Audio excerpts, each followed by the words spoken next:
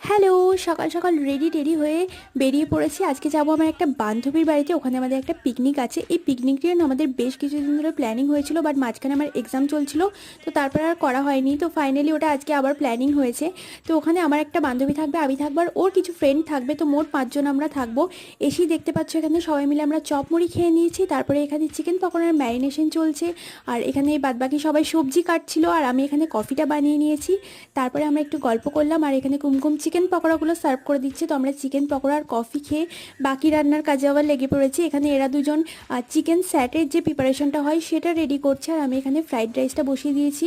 Fried রাইসটা হয়ে যাওয়ার পর ওরা চিকেন স্যাটেগুলো বানিয়ে নিচ্ছিল, আর এটা খেতে অসম্ভব ভালো হয়েছিল, ভীষণ জুসি হয়েছিল। প্রত্যেকটা রান্না আজকে খুবই টেস্টি হয়েছিল, কোনোটাই কিন্তু খারাপ হয়নি। তো তারপরে আমরা লাঞ্চ করতে বসে গেছি। Fried rice, salad, chicken satay আর চিকেন কষা দিয়ে, আর সব কিছু হজম তো করতে হবে, তার জন্য লাস্টে কোল্ড ড্রিঙ্কসও খেয়ে